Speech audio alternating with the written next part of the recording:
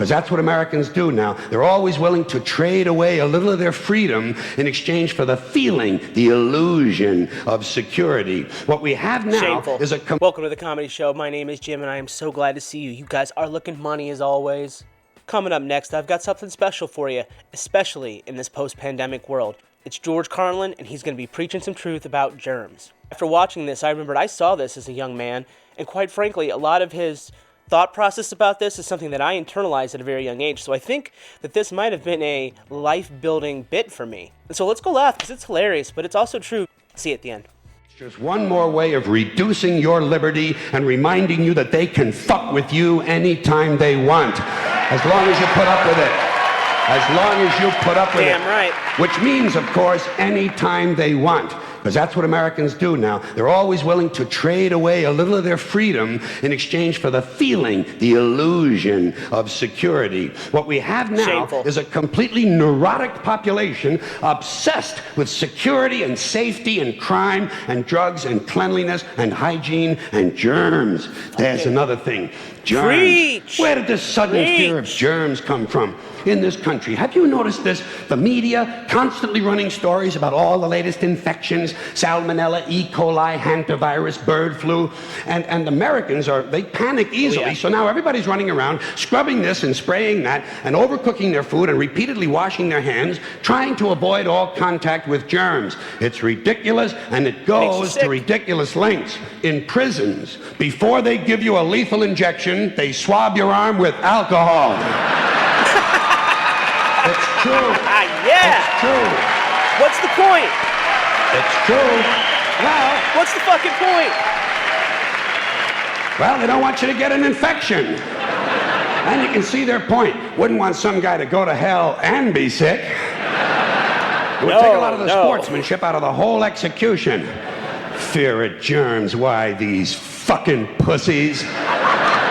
You can't even get a decent hamburger anymore. They cook the shit out of everything now because everybody's afraid of food poisoning. Hey, where's your sense of adventure? Take a fucking chance, will you?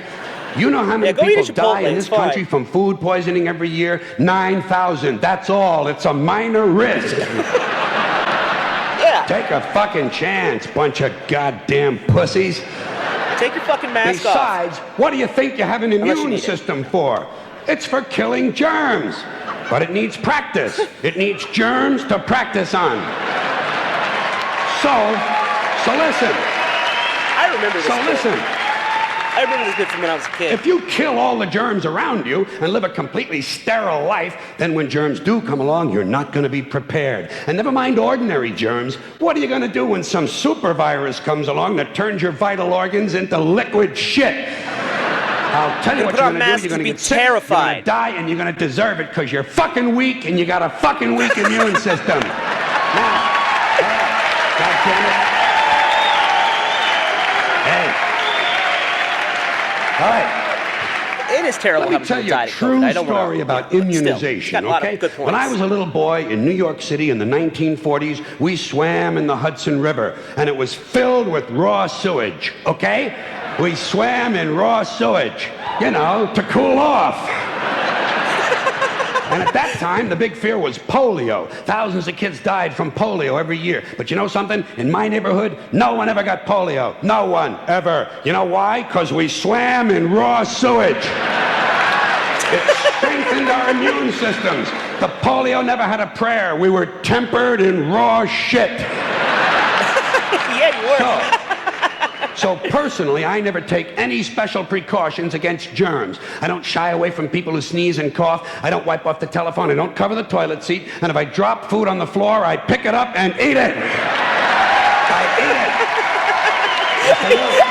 Within reason, but yeah, for sure, it's food. Even if I'm at a sidewalk cafe in Calcutta, the poor section, on New Year's morning during a soccer riot. And you know something? In spite of all that so-called risky behavior, I never get infections. I don't get them. I don't get colds. I don't get flu. I don't get headaches. I don't get upset stomachs. And you know why? Because I got a good, strong immune system, and it gets a lot of practice. My immune system is equipped with the biological equivalent of fully automatic military assault rifles with night vision and laser scopes. And we have recently acquired phosphorus grenades, cluster bombs, and anti-personnel fragmentation mines. So, when my white blood cells are on patrol, reconnoitering my bloodstream, seeking out strangers and other undesirables, if they see any suspicious-looking germs of any kind, they don't fuck around. They whip out the weapons, they wax the motherfucker, and deposit the unlucky fellow directly into my colon. Into my colon. There's no nonsense. There's no Miranda warning. There's none of that 3 strikes and you're out shit. First defense, bam, into the colon you go.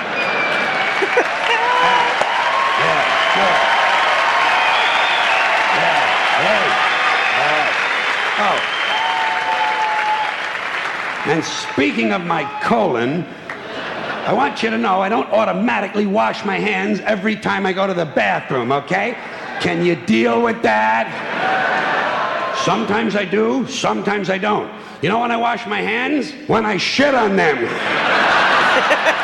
That's the only time. And you know how often that happens? Tops, 2, 3 times a week, tops. Maybe a little more frequently over the holidays, you know what I mean? And I'll tell you something else, my well-scrubbed friends. You don't always need a shower every day. Did you know that? It's overkill. You don't. Unless you work out or work outdoors or for some reason come in intimate contact with huge amounts of filth and garbage every day, you don't always need a shower. All you really need to do is to wash the 4 key areas. Armpits, asshole, crotch, and teeth. Got that? Armpits, asshole, crotch, and teeth. In fact, you can save yourself a whole lot of time if you simply use the same brush on all 4 areas.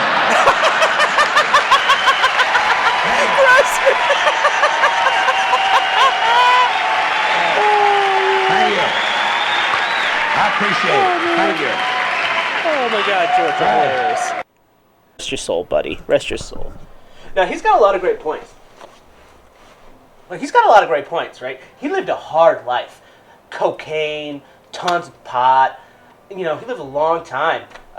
Traveling the road, that's really hard on your body. He lived a long time. He's got a lot of good points there.